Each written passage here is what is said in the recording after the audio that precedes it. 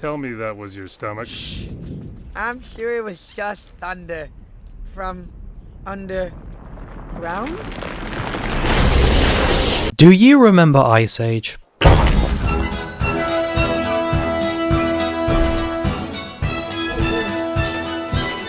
For a franchise that has made over $1 billion, it's surprising how little people remember this influential franchise.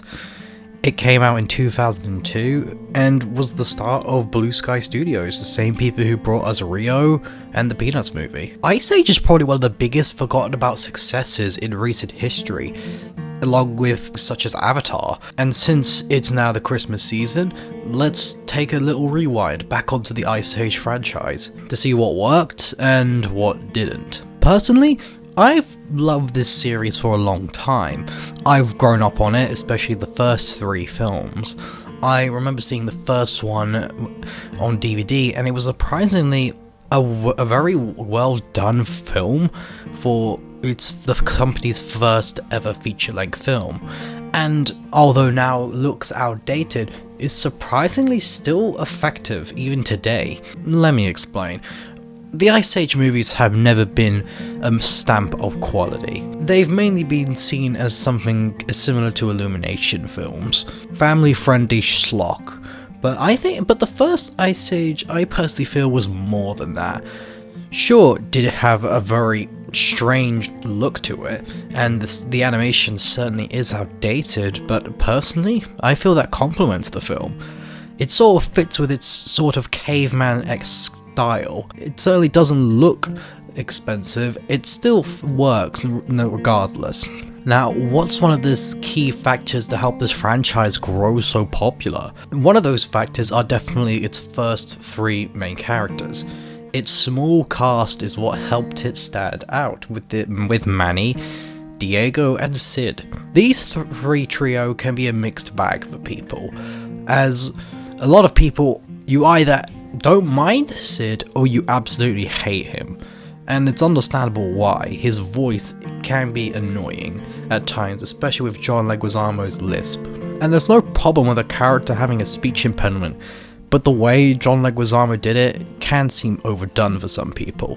But surprisingly, this film still holds up very well today, and a lot of it does still have problems, especially today, but I think it still works.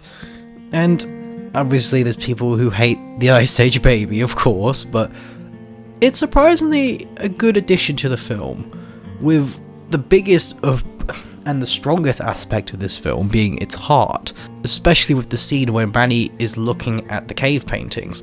That's a fairly powerful moment that paid off pretty well. Overall, looking back on the first one, it's not perfect. It has many flaws, and unlike other animated classics such as Shrek, it struggles to hold up even in its modern time. But it's surprisingly effective because it was successful at the box office, despite the year it came out, with plenty of competition with DreamWorks and Pixar, and especially Disney. Blue Skies was established to be a new force in the animation scene. Rest in peace. Now, one thing I want to focus on is the fact that why was this franchise forgotten? And that begs the question that I asked you, do you remember Ice Age?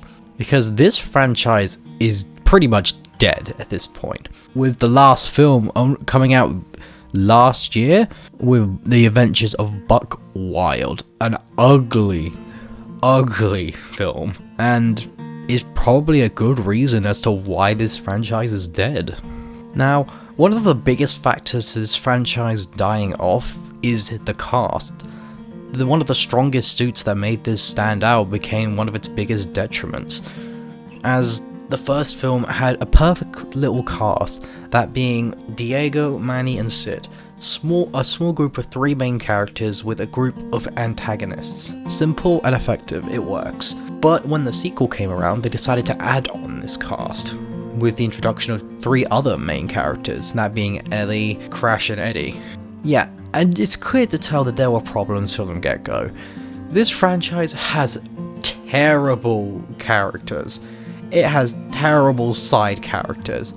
Ellie is fairly alright, But Crash and Eddie are unbearable, and it leaves me completely clueless as to why they decided to make them the main characters in Adventures of Buck Wild. Just absolutely stupid. Now, 6 main characters is still a fairly big cast, so you'd think they'd stop right there, but no.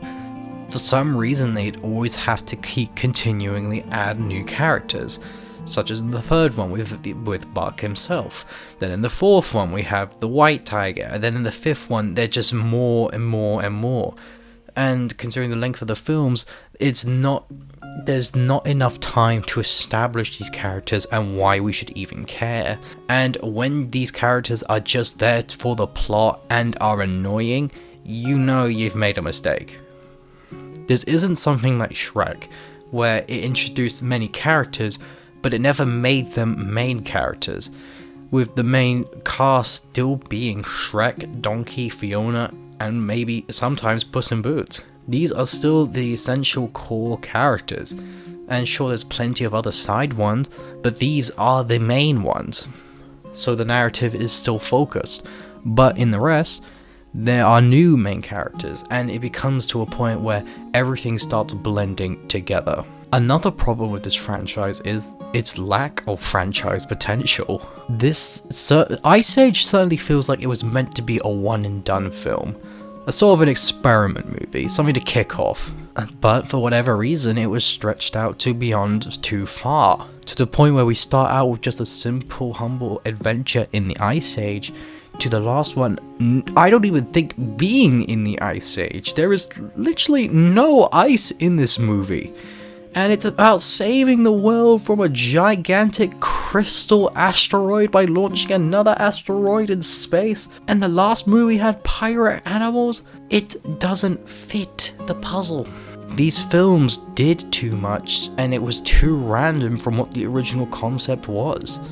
Sometimes a story is better left when it's not added to. But of course the first one made money, and the rest of course made more money. That's why this franchise made over $1 billion.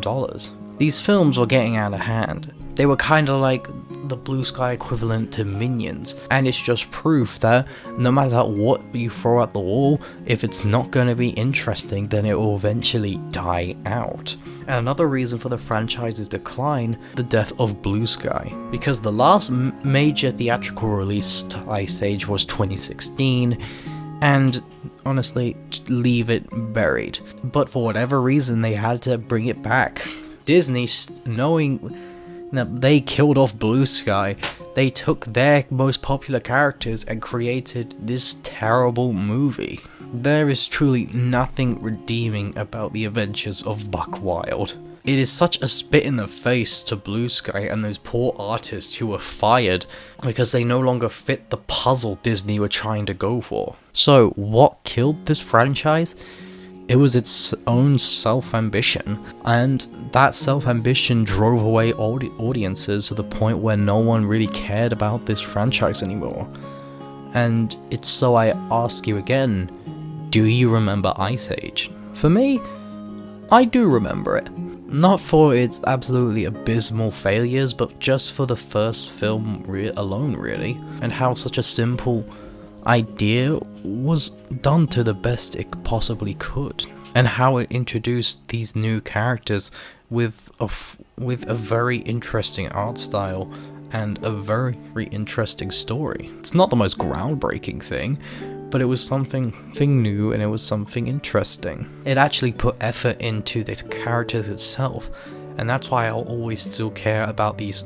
And that's why I still care about these characters and this film. It had so many redeemable qualities, like especially with the Scrat segments, Manny's story, and the lingering theme of this baby. And honestly, it's rather sad that this is Ice Age's legacy. This was Blue Sky's first ever feature film, and it would happen to be their last ever project they were involved with. With the franchise buying into its own hype, it no longer had anything new to offer, so it reached out into areas it shouldn't have. The story should have remained simple and short, and my god, didn't it go out on a bad note. But I guess this is an important lesson that no matter how profitable your franchise is, unless it will continue to evolve and adapt, it will die off eventually. There can be no saving a franchise that has nothing else to give. So this gives me hope that Illumination will learn their lesson, especially with the upcoming Mario movie, and start to make actual decent films instead of serviceable sludge. I don't know, what do you guys think about the Ice Age movies? Do you still remember them? If so, tell me what you thought about them in the comments. And maybe give them a rewatch, because some of them were awful, but others genuinely were well made. I'd recommend the first one up to the third one. I feel like those group of films still were well made, and they were at a point when the franchise wasn't as big as it was. Anyway peeps, that's all the time I've got for you right now, so I'll talk to you guys later. See you later.